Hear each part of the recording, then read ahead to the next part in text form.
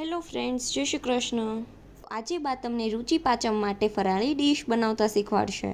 તો અમારે અહીંયા ગુજરાતીઓના ઘરે રુચિ પાચમ હોય ને ત્યારે આ રીતની જ ડીશ બનતી હોય છે. તો રુચિ પાચમને સામા પાચમ પણ કહેવાય છે.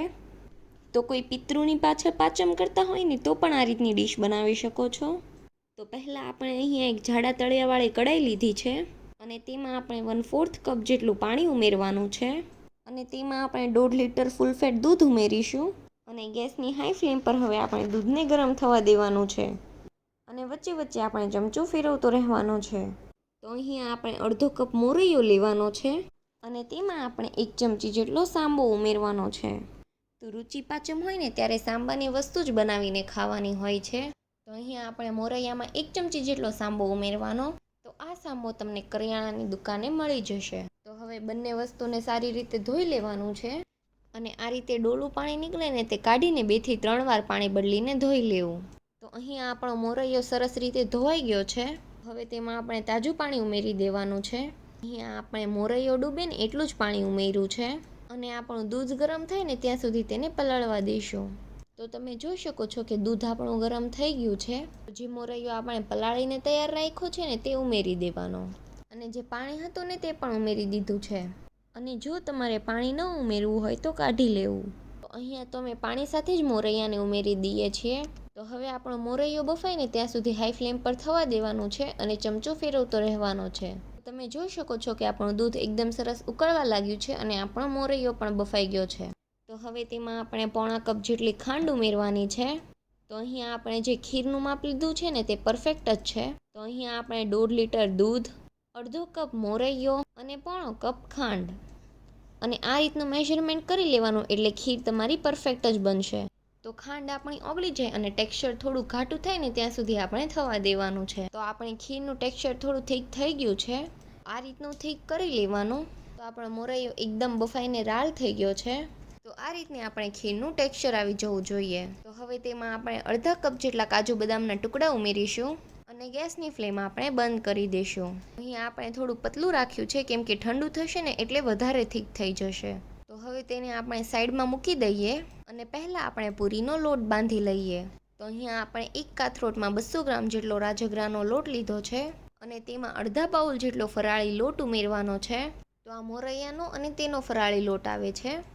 અને તેમાં આપણે સ્વાદ પ્રમાણે અડધી ચમચી જેટલું મીઠું ઉમેરીશું અને 2 મોટી ચમચી જેટલું તેલનું મોણ આપવાનું છે. અને અહીંયા આપણે એક મોટું બટેટું બાફીને મેશ કરી લીધું છે.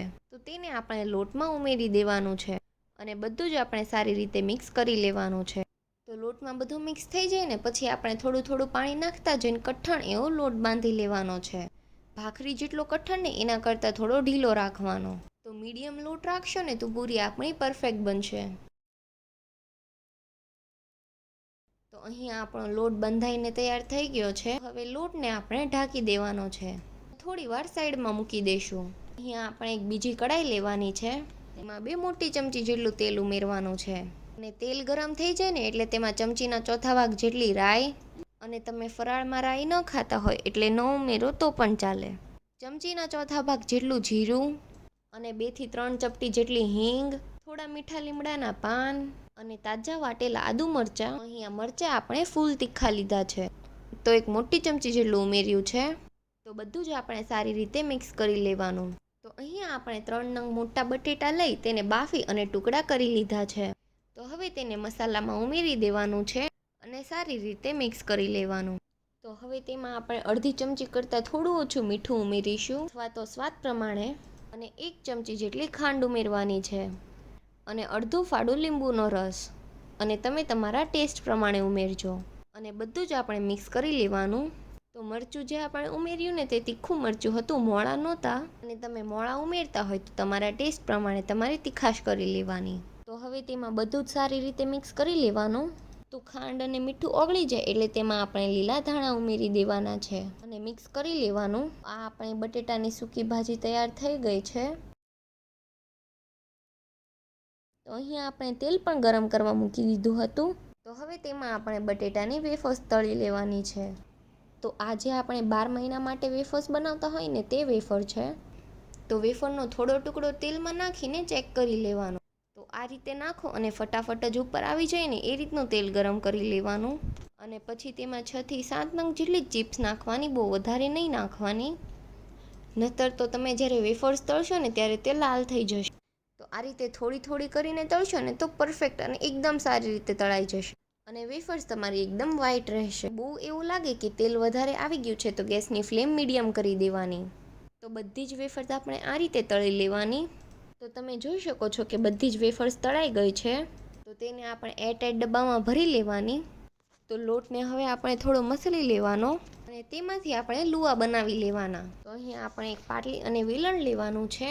તો પાટલી ઉપર તેલ લગાવી કાગળને પાટલી સાથે ચોંટાડી દેવાનું અને જે આપણે લુવો બનાવીને તૈયાર રાખ્યો છે ને તે વચ્ચે મૂકી દેવાનો અને પછી ઉપરના કાગળમાં પણ તેલ લગાવી લેવાનું અને પૂરીને આપણે વણી લેવાની. બહુ પતલી નહીં કરવાની, થોડી થીક રાખવાની અને તે પૂરીને લઈને કાગળ ઉપર મૂકી દેવાની અને બીજી પૂરી વણી લેવાની અને બીજી પૂરી પણ આપણે આ રીતે વણી લેવાની. તો આ રીતે પૂરી વણતી જવાની અને તેને કાગળ ઉપર મૂકતી જવાની. તો પૂરી તમે બીજે ક્યાંય પણ મૂકશો ને તો પરફેક્ટ નહીં રહે, કેમ કે રાજગરાનો લોટ હોય ને એટલે. તો કાગળના મદદથી તમારે આ બધી પૂરી બનાવી લેવાની છે અને પૂરીને વણતા જરાય ટાઈમ નથી લાગતો, ફટાફટ જ વણાઈ જાય છે. તો અહીંયા આપણું તેલ તો ગરમ જ છે. તો હવે આપણે તેમાં પૂરી નાખીને પૂરીને ફ્રાય કરી લેવાની. તમે જોઈ શકો છો કે આપણી પૂરી એકદમ સરસ ફૂલી અને દડા જેવી થાય છે અને ખાવામાં એકદમ કૂણી માખણ જેવી છે. તો બધી પૂરી તમારે આ રીતે વણતી જવાની અને ચોળવતી જવાની.